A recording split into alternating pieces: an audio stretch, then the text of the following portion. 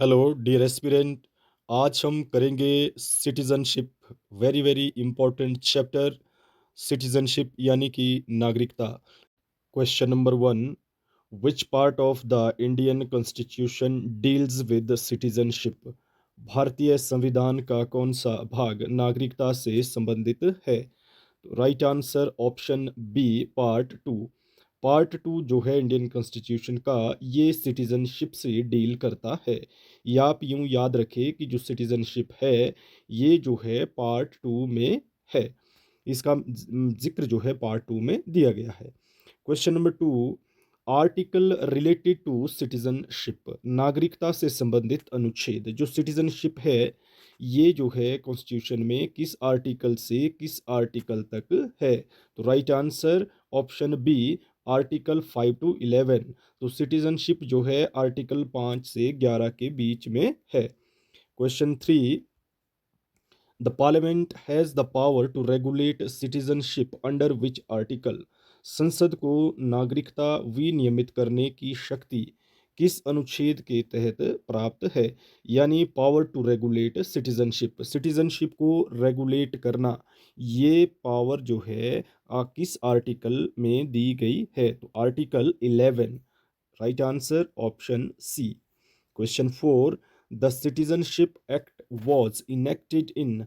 जो citizenship act है यानी नागरिकता अधिनियम, ये कब पारित किया गया था? जब जो है इंडिया आज़ाद हुआ, इंडिपेंडेंट इंडिपेंडेंट प्राप्त की, तो उस समय उसके बाद जो सिटीजनशिप एक्ट बना ये किस ईयर में पारित हुआ? Right answer option C, 1955। Very very important question, जो सिटीजनशिप एक्ट है ये कब इनेक्ट हुआ? 1955 में। Question five, India follows which type of citizenship? भारत किस प्रकार की नागरिकता को अपनाता है? Right answer option B, single citizenship को। Question six, which country has dual citizenship? निम्नलिखित में से किस देश में दोहरी नागरिकता की व्यवस्था है? यानी डुअल सिटीजनशिप किस देश में है? Right answer USA. यूएसए में जो है डुअल सिटीजनशिप है। और भारत में कौन सी सिटीजनशिप है? Single citizenship. और वैसे ही आप इन ऑप्शंस में आप आइडिया लगा सकते हैं, इंडिया, चाइना, नेपाल, इन कंट्रीज में भी सिंगल सिटीजनशिप है। Question seven, citizenship at the commencement of constitution is dealt under? संविधान लागू होने के समय की नागरिकता का प्रावधान किस अनुच्छेद में है? Right answer option A, article 5। यानी कि जो सिटीजनशिप है ये जो है जब संविधान लागू हुआ तो उस समय से सिटीजनशिप इंडियंस को मिल जाएगी। तो ये किस आर्टिकल में है? आर्टिकल 5। और जो कमेंसमेंट ऑफ द कॉन्स्टिट्यूशन है, संविधान जो लागू हुआ, ये कब हुआ? 26 जनवरी 1950 में। तो अगर मेरी वीडियोस पिछली देखी है आप लोगों ने और आप सीरियस एस्पिरेंट है, अगर नहीं भी है तो सीरियस हो जाए प्लीज़, क्योंकि कंपटीशन का ज़माना है। और अगर मेरी वीडियोस देखी हैं तो आप कमेंट बॉक्स में लिखें कि जो कॉन्स्टिट्यूशन है ये बनकर कब कंप्लीट हुआ, कब जो है ये बनकर कंप्लीट हुआ था। कमेंसमेंट की डेट मैंने बता दी, 26 जनवरी 1950। लेकिन जो संविधान बन के तैयार हुआ ये कब हुआ, ये आप कमेंट बॉक्स में लिखें। और सब्सक्राइब करें मेरे इस चैनल को जिसने अभी तक सब्सक्राइब नहीं किया है। तो चलते हैं क्वेश्चन नंबर 8 की ओर। और आगे बढ़ने से पहले एक चीज़, मैंने बाकायदा प्लेलिस्ट बनाई है और टॉपिक वाइज, चैप्टर वाइज में सभी सब्जेक्ट्स की वीडियोज़ आप तक पहुंचा रहा हूं। तो आप जो है सीक्वेंस वाइज और चैप्टर वाइज आप देखें, ठीक है? और रेगुलरली वीडियोज़ आप तक पहुंचा रहा हूं, तो आप जो है बने रहें मेरे इस चैनल में और सब्सक्राइब करें। और question number 8, article 6 deals with, अनुच्छेद 6 किससे संबंधित है? ये है आपके migration from Pakistan to India, Pakistan से इंडिया को जिसने माइग्रेट किया है, और ये है आर्टिकल 6 में। Right. Question number 9, article 7 deals with, article 7 जो है किससे संबंधित है? Right answer migration to Pakistan. तो इन दोनों को आप ऐसे याद रखें, article 6 migration from Pakistan to India, और जो आर्टिकल 7 है, ये डील करता है migration to Pakistan. Right, option A right answer. Question A 10, article 8 deals with, जो आर्टिकल 8 है ये किससे संबंधित है? Right answer option B, Indians residing abroad. तो आर्टिकल 8 डील करता है जो इंडियंस है और विदेशों में रहते हैं। Option B is the right answer. Question number 11, which article prohibits dual citizenship? कौन सा अनुच्छेद दोहरी नागरिकता को प्रतिबंधित करता है, यानी कि डुअल सिटीजनशिप को प्रोहिबिट करता है इंडिया में? आर्टिकल 9।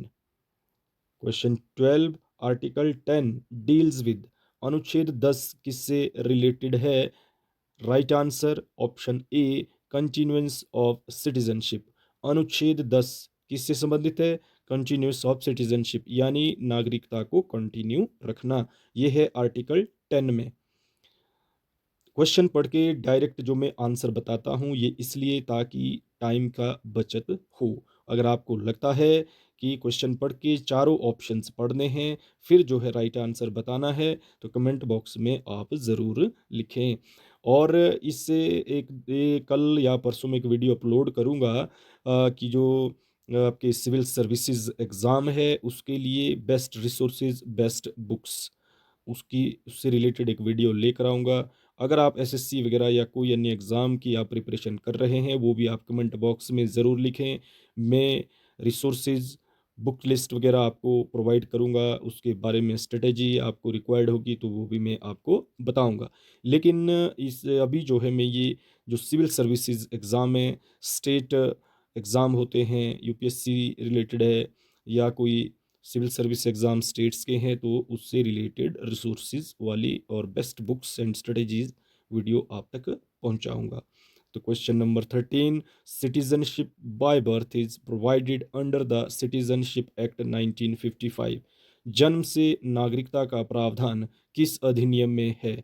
यानी कि इंडिया में बर्थ हुआ है और उसको जो है सिटीजनशिप मिल जाती है किस एक्ट के तहत? 1955 एक्ट के तहत। तो राइट आंसर जो है option B, citizenship act of 1955। 14, citizenship can be acquired in India by, Bharat में नागरिकता प्राप्त की जा सकती है किसके आधार पर? बर्थ, डिसेंट यानी कि वंश वंश वगैरह, और रजिस्ट्रेशन करके।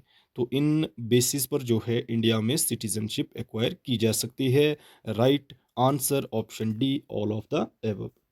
Question 15, citizenship by naturalisation means, देशीयकरण द्वारा नागरिकता का अर्थ? Citizenship by naturalisation. तो right answer C, citizenship after fulfilling legal conditions. अगर आपको नेचुरलाइजेशन के आधार पर आपको सिटीजनशिप चाहिए तो उसका किस आधार पे? ऑप्शन सी के आधार पे। कैसे? Citizenship after fulfilling legal conditions, जो भी कानूनी कंडीशंस है, लीगल जो प्रोविज़न है उनको अगर आप फुलफिल करते हैं जो आपके इंडियन कॉन्स्टिट्यूशन में दिए गए हैं इस एक्ट के तहत, एक्ट ऑफ 1955, उसके अकॉर्डिंग ही आपको सिटीजनशिप मिलती है नेचुरलाइजेशन के आधार पर, अगर आप लीगल कंडीशंस को फुलफिल करते हैं। Question number 16, which is not a method of acquiring citizenship? निम्न में से कौन सा नागरिकता प्राप्त करने का तरीका नहीं है? किस आधार पे आप जो है सिटीजनशिप एक्वायर प्राप्त नहीं कर सकते?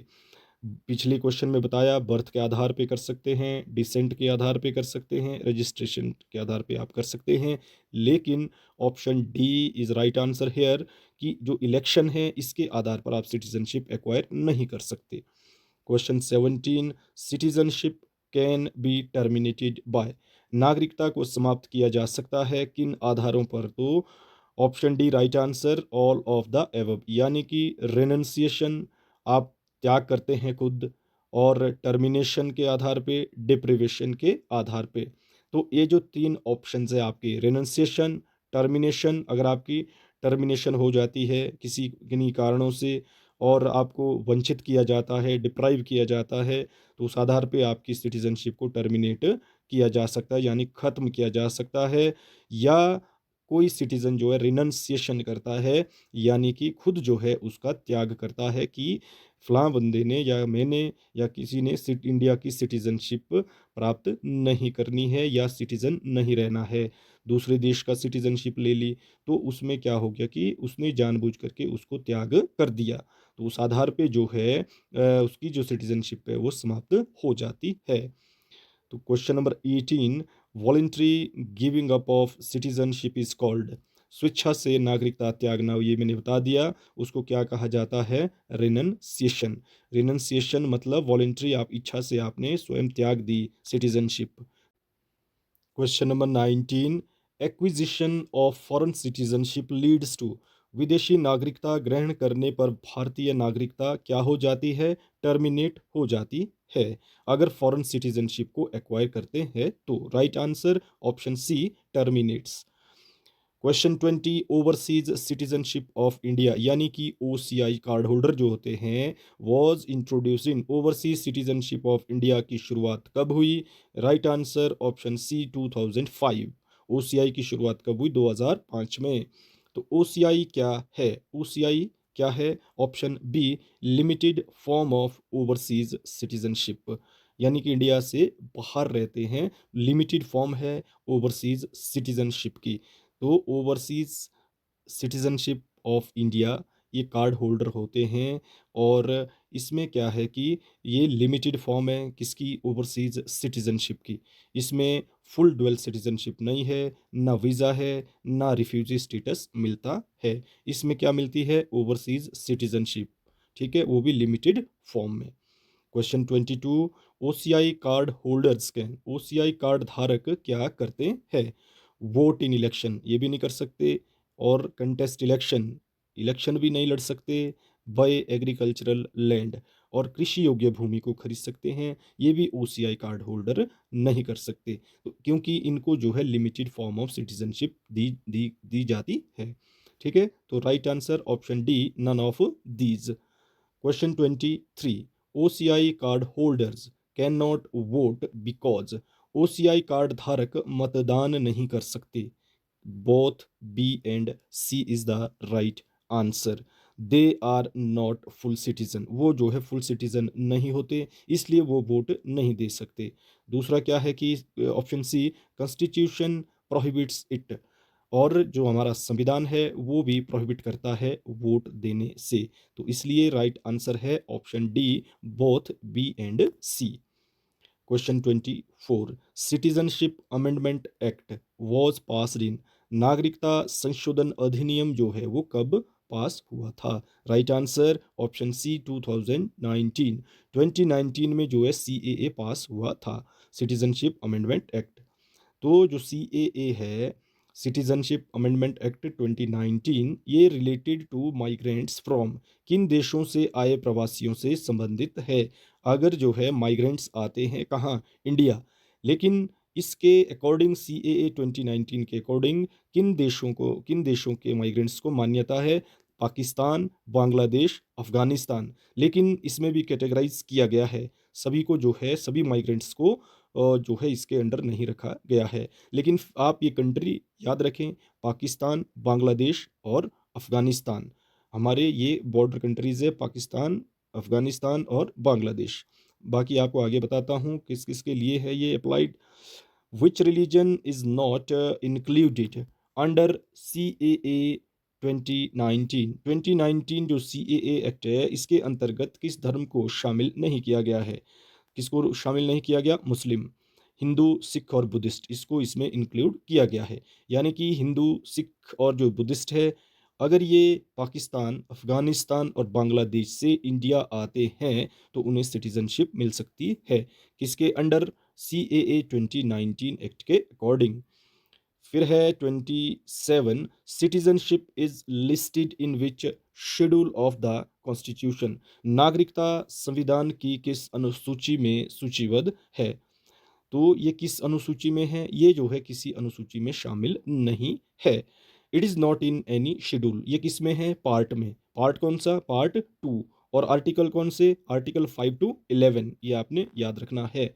तो जो सिटीज़नशिप है ये आपके पार्ट 2 में है, डील करता है, और जो आर्टिकल्स है वो है 5 to 11। Question 28, which authority grants Indian citizenship? भारतीय नागरिकता प्रदान करने का अधिकार किसके पास है? किसके पास है? Right answer option C, parliament through law. संसद के पास है, वो भी कानून के अकॉर्डिंग। राइट। तो आपने ये याद रखना है, कंफ्यूज नहीं होना है। क्वेश्चन नंबर 28 फिर से बताता हूँ क्योंकि very important question. Which authority grants Indian citizenship? Right answer C, parliament through law. 29, citizenship is included in which list of seventh schedule? सातवीं अनुसूची की किस सूची में नागरिकता शामिल है? तो सिटीजनशिप किस में है? नेचुरल सी बात है, सेंटर गवर्नमेंट यानी कि यूनियन लिस्ट। ये आपने याद रखना है कि जो सिटीजनशिप है ये किस में है? यूनियन लिस्ट में। किस में? यूनियन लिस्ट में। तो जो लिस्ट वगैरह है ये सेवन्थ शेड्यूल में है, इनको मेंशन किया है सेवन्थ शेड्यूल में, जिसमें state list, union list, concurrent list इसमें शामिल है। राइट। तो इनमें आप देखेंगे जो यूनियन लिस्ट है इसमें सिटीजनशिप का जिक्र किया गया है। और जो बाकी की लिस्ट वगैरह है, रेजिडुअरी है, कॉन्करेंट वगैरह है, आने वाली वीडियो में कंप्लीट इसी तरह मैं एमसीक्यू फॉर्मेट में आपको करवाऊंगा। उसके बाद जो है सब्जेक्टिव करवाऊंगा। अभी मैं एमसीक्यूज इसलिए करवा रहा हूं क्योंकि आजकल और कुछ 1 2 3 महीने के अंदर जो है कई स्टेट्स में एक कम्पिटिटिव एग्ज़ाम हो रहे हैं, होने वाले भी है। Question 30, the concept of single citizenship in India is borrowed from? Very very important question once again. Bharat में एकल नागरिकता की अवधारणा किस देश से ली गई है? यानी भारत में कैसी सिटीजनशिप है, कैसी सिंगल सिटीजनशिप, और ये जो अवधारणा है इसकी, ये कॉन्सेप्ट है सिंगल सिटीजनशिप का, ये किस कंट्री से लिया गया है? ब्रिटेन से, यानी कि यूनाइटेड किंगडम। और जो sources of the Indian constitution है इसकी मैंने एक बेहतरीन वीडियो बनाई गई है कि किन किन चीज़ों को हमारे संविधान में जो है दूसरे देशों से उन कॉन्सेप्ट को लिया गया है। तो उसकी मैंने एक बहुत अच्छी वीडियो अपलोड की है, आप जाकर देखिए। तभी मैं बता रहा हूँ, मैंने प्लेलिस्ट बनाई है चैप्टर वाइज, टॉपिक वाइज, और आप जो है उन्हें देखें। ठीक है, सीरियल नंबर वगैरह मैंने डाले हैं, चैप्टर वाइज वीडियोस अपलोड की है। तो मानो आप मॉडर्न इंडिया की आप देख रहे हैं तो उसमें जाएं आप, और वन बाय वन वीडियोस देखें। जैसे ये पॉलिटी की वीडियोस है उनमें भी आप सीक्वेंस वाइज वीडियोस को आप देख सकते हैं। और बाकी मैं समय समय पर आप तक वीडियोस पहुंचा रहा हूं।